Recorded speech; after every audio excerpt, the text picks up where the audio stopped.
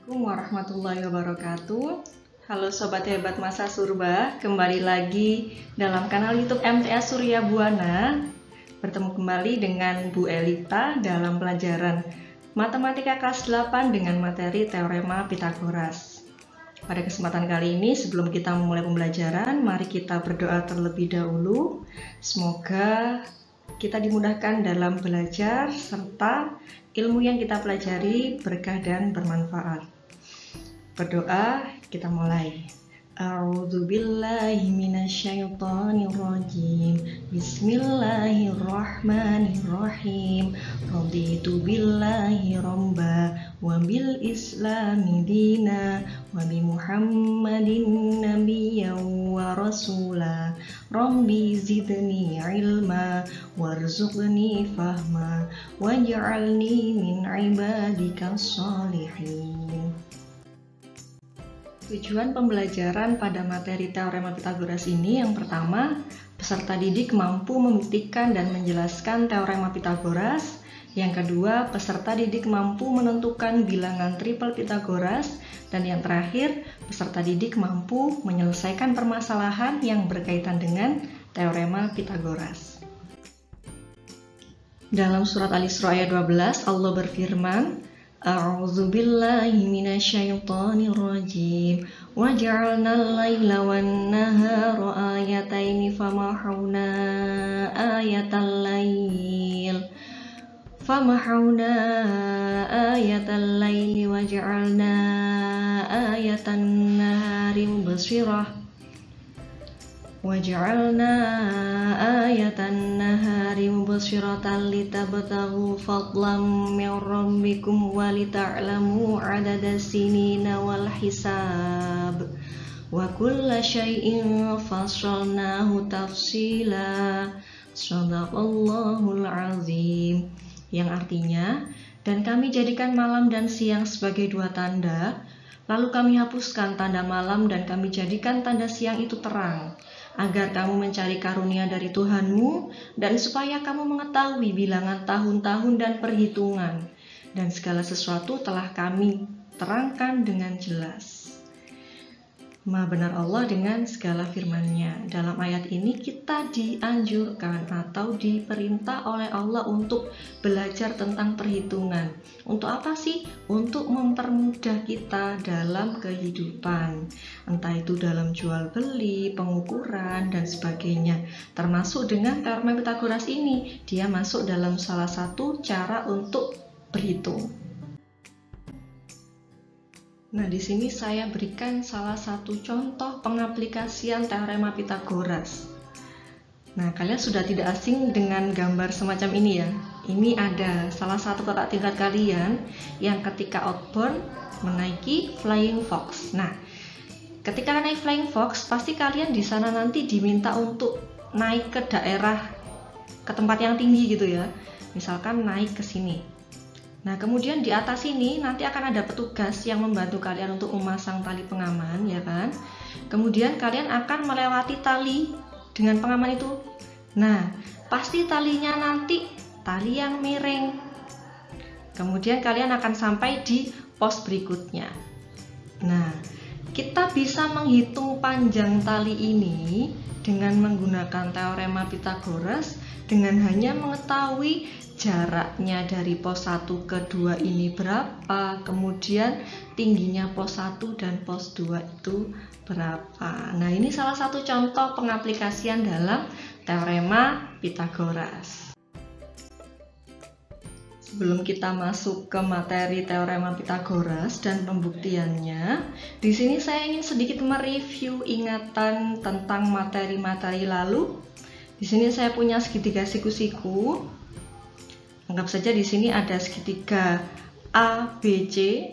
Nah, kemudian masih ingat jumlah sudut dalam segitiga. Kalau di total berapa? 180. Berarti kalau sudut A ditambah sudut B ditambah sudut C, totalnya pasti 180. Kemudian kalau namanya segitiga siku-siku pasti ada salah satu sudut yang siku-siku. Di sini adalah sudut C. Kemudian kalau sudut C-nya sudah 90, otomatis A ditambah B besarnya pasti 90 derajat. Itu untuk segitiga siku-siku. Terkait penamaan, ada yang ingin saya sampaikan. Jadi kalau misalkan kita punya segitiga ABC, biasanya kalau titik itu kita simbolnya pakai huruf kapital ya. Kemudian untuk namai sisinya gimana? Nah, nama sisi biasanya kita pakai huruf kecil. A itu di depannya sudut A besar. Nah ini. Nah, cara menamakannya seperti ini. Sudut B di depannya ada sisi B, sudut C di depannya ada sisi C. Jadi tidak usah bingung. Kalau sudut A-nya di sini berarti sisi A-nya di mana? Di depannya. Kalau sudut B-nya di sini, sisinya di mana? Di depannya juga. Itu untuk masalah penamaan. Kadang kalian juga menyebutkan sisi BC, berarti sisi BC itu yang dimaksud adalah sisi A. Sama saja ya. Sisi CA itu berarti sisi B, sisi AB berarti sisi C, dan seterusnya. Itu terkait istilah penamaan. Selanjutnya ada istilah bilangan kuadrat. Apa itu bilangan kuadrat? Bilangan kuadrat itu bilangan yang merupakan hasil kuadrat dari bilangan. Contoh, misalkan di sini saya punya 1 kuadrat sama dengan 1. Berarti di sini 1 merupakan bilangan kuadrat. Kenapa? Hasil penguadratan dari 1. Kemudian di sini ada lagi 4, itu adalah bilangan kuadrat. Kenapa? Hasil penguadratan dari 2. Dan seterusnya. Begitupun 121. Dia adalah bilangan kuadrat. Kenapa? Karena dia hasil penguadratan dari 11. Nah, ketika kita bicara teorema Pythagoras, kita tidak jauh-jauh dari istilah bilangan kuadrat. Setidaknya kalian harus hafal sampai 10 kuadrat ya. Kalau nggak hafal nanti gampang, berikutnya bisa dihitung. 11 kuadrat ya, tinggal ngalikan 11 kali 11 nilainya berapa. Itu adalah kuadrat dari 11. Selanjutnya kita masuk pada pembuktian teorema Pythagoras. Nah, di teorema Pythagoras itu ada rumus seperti ini. A kuadrat plus B kuadrat sama dengan C kuadrat. ABC itu siapa sih? ABC itu adalah sisi-sisi pada segitiga siku-siku. Nah, di sini ada segitiga siku-siku ABC. Ini ya, yang di tengah ini. Ini segitiga ABC. Cara penamaannya seperti yang tadi saya jelaskan. Ini ada sisi A, sisi B, kemudian sisi C. Nah, kemudian di sini coba benar nggak sih teorema Pythagoras ini bahwa A kuadrat plus B kuadrat itu hasilnya C kuadrat? Di sini ada 3 persegi, persegi pertama, persegi yang kedua, kemudian persegi yang ketiga. Masih ingat luasnya persegi rumusnya apa? Sisi dikuadratkan, ya kan? Berarti persegi yang pertama karena panjang sisinya A, luasnya adalah A kuadrat. Kemudian persegi yang kedua karena sisinya B, berarti luasnya adalah B kuadrat, ya kan? Oke, saya tuliskan L-nya. Kemudian yang sini L-nya B kuadrat. Persegi yang ketiga karena sisinya C, itu nilainya adalah C kuadrat. Apa benar mereka punya hubungan bahwa A kuadrat kalau ditambah B kuadrat itu sama dengan C kuadrat? Coba kita lihat. Di sini dari persegi pertama, di sini saya bagi menjadi 1, 2, 3, 4, 5 daerah. Kemudian yang persegi 2 ada 2 daerah. Kemudian di sini dari persegi pertama dan kedua, setelah saya potong, saya tempelkan ke sini, ke persegi yang ketiga. Apakah benar dia membentuk persegi yang ketiga? Coba kita lihat. Yang biru ini dia adalah bagian dari persegi yang kedua. Kemudian yang sisanya abu-abu, dia berasal dari persegi yang pertama. Loh, berarti kesimpulannya apa? Luasnya persegi 3 itu sama dengan luasnya persegi pertama yang ditambahkan dengan luasnya persegi yang kedua. Luas pertama tambah luas kedua jadinya luas persegi yang ketiga. Nah, artinya apa? Benar bahwa hubungan antara ABC itu hubungannya apa? A kuadrat tambah B kuadrat sama dengan C kuadrat. Nah, ini pembuktian teorema Pitagoras ala Liu Hui pada 3 Masehi. Jadi sudah tidak perlu bertanya-tanya lagi, kok bisa sih A kuadrat tambah B kuadrat sama dengan C kuadrat? Coba aja kalau nggak percaya, kalian buat persegi, kalian potong-potong, kemudian ditempel ke sini. Apakah benar? Nah, di sini Liu Hui sudah membuktikan teorema Pitagoras dengan ilustrasi semacam ini. Kalau sebelumnya kalian sudah belajar tentang pembuktian teorema Pitagoras, sekarang kita lebih mengenal lagi terkait unsur-unsurnya ya. Di sini ada istilah hipotenusa. Apa itu hipotenusa? Hipotenusa itu sisi yang terpanjang ya. Jadi kalau di sini di gambar yang saya sajikan, C ini adalah hipotenusa. Dia adalah sisi depan sudut siku-siku. Jadi kalau ada siku-siku, depannya ini pasti dia sisi yang terpanjang. Namanya adalah hipotenusa. Kemudian A dan B itu namanya apa? Namanya sisi samping sudut siku-siku. Nah, kalau kita pakai sisinya ABC, berarti kita punya hubungan seperti yang tadi, A kuadrat tambah B kuadrat sama dengan C kuadrat. Kalau kita pakainya titik-titik, berarti kita punya boleh AC kuadrat tambah BC kuadrat sama dengan AB kuadrat. Dibalik misalkan BC kuadrat tambah AC kuadrat, boleh sama aja ya. Nah, di sini coba perhatikan, yang sendirian siapa? Yang sendirian itu adalah sisi yang terpanjang. Cara mengingatnya seperti itu.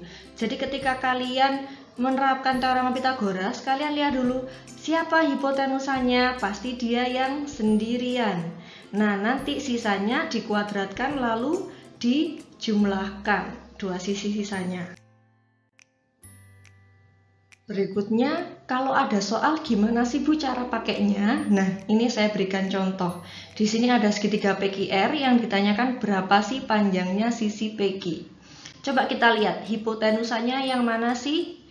Depannya sudut siku-siku. Berarti, nah, PR adalah hipotenusa. Berarti PR di sini sendirian. Nah, sisanya apa berarti? PQ dan QR ya. Berarti kita punya PQ kuadrat tambah QR kuadrat sama dengan PR kuadrat. Ini sudah sesuai dengan teorema Pitagoras. Selanjutnya kita masukkan yang diketahui apa saja. PQ-nya nggak tahu, di sini ditulis A. Ya kita tulis saja A kuadrat tambah QR-nya berapa? 6 kuadrat sama dengan 10 kuadrat. Oke.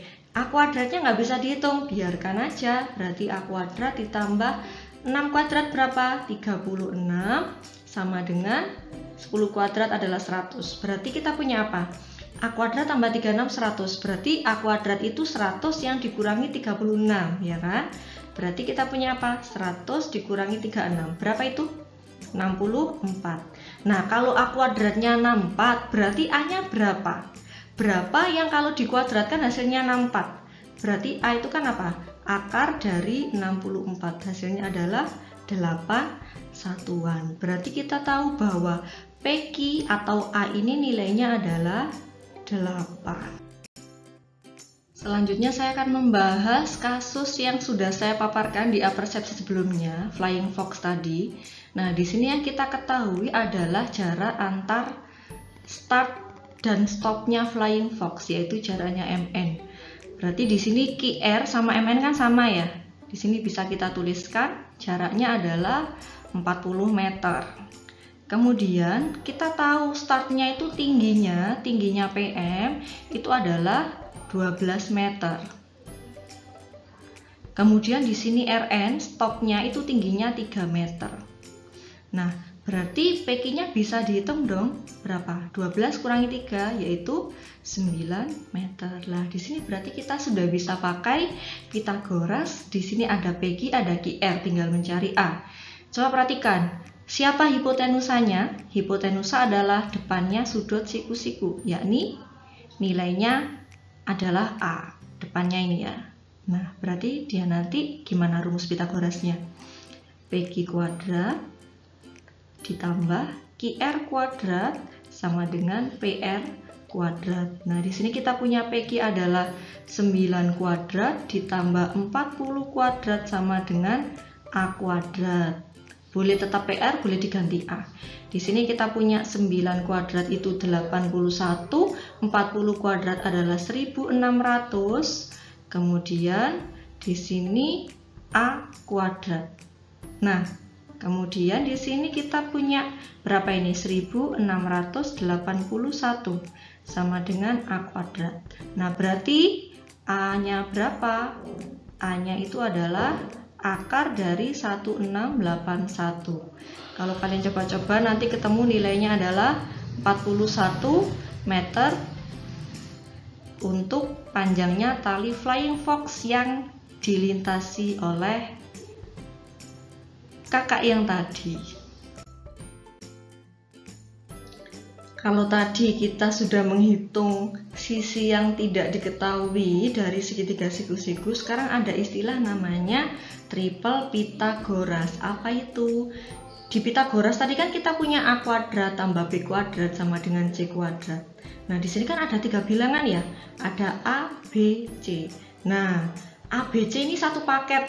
Satu paket namanya triple Pythagoras karena ada 3 bilangan di sana. Nah, biasanya cuma diberikan 2 bilangan, kita disuruh mencari pasangan yang ketiga. Kalau misalkan kita punya bilangan yang pertama dan kedua, otomatis cari bilangan ketiganya gimana? Berarti kan kita jumlahkan dulu kuadrat 2 bilangan, kemudian hasilnya nanti kita akar, ketemu C kan? Nah, terus kalau misalkan yang dikasih ternyata yang C sama yang B, berarti kita nyari A kan? Nyari A nya gimana? Berarti kuadratnya C sama kuadratnya B dikurangi kan? Biar ketemu kuadratnya A. Oke, langsung praktek saja. Misal di sini ada bilangan 5 dan 12. Yang jelas proses pertama kita harus menguadratkan ya. 5 kuadrat berapa? 25. 12 kuadrat berapa? 144. Nah, kita nggak tahu nih, kita perlu tambahnya atau kurangnya. Dua-duanya kita coba aja. 144 tambah 25 berapa? 169. Kemudian 144 kurangi 25 berapa? 100 berapa? 119 ya. Dari kedua ini kita cek mana sih yang bilangan kuadrat? Apakah 119 bilangan kuadrat? Bukan. Nah, ternyata yang bilangan kuadrat adalah 169. Nah, 169 ini berapa sih? Dia adalah 13 kuadrat. Nah, maka pasangan yang ketiga adalah 13. Contoh yang kedua, sama proses pertama kita cari kuadratnya. Berarti ini berapa? 4 kuadrat, 16, 5 kuadratnya 25. Kita cek 25 tambah 16, 25 kurangi 16. Kalau ditambah berapa? 41. Ini 9. 41 bilangan kuadrat? Bukan. 9 bilangan kuadrat? Ya, yaitu 3 kuadrat. Berarti di sini kita punya triple Pythagorasnya, gandengannya 3. Nah, ini 5, 12, 13 dia disebut triple Pythagoras. Kemudian 4, 5, 3 dia juga disebut sebagai triple Pythagoras. Jadi bilangan yang kalau dimasukkan itu memenuhi rumus ini loh. Itu namanya triple Pythagoras. Berikutnya ketika kalian mengerjakan soal berkaitan dengan teorema Pythagoras, kita kan pasti ketemu bentuk akar-akar ya, seperti yang tadi. Kadang ada akar yang dikeluarkan jadi bilangan bulat, kadang ada yang ketika bukan bilangan kuadrat tidak bisa dikeluarkan. Kemudian gimana? Nah, di sini saya akan memberikan beberapa contoh. Misal di sini saya punya akar 81, akar 50 dan akar 24. Coba kita lihat. Akar 81, apakah 81 bilangan kuadrat? Ya, dia bilangan kuadrat. Kuadrat dari berapa? Kuadrat dari 9, maka dia bisa keluar. Kemudian kalau akar 50, apakah dia bilangan kuadrat? Sayangnya bukan. Nah, kalau bukan gimana? Berarti 50 ini kita ubah jadi perkalian 2 bilangan, salah satunya harus bilangan kuadrat. Contohnya berapa?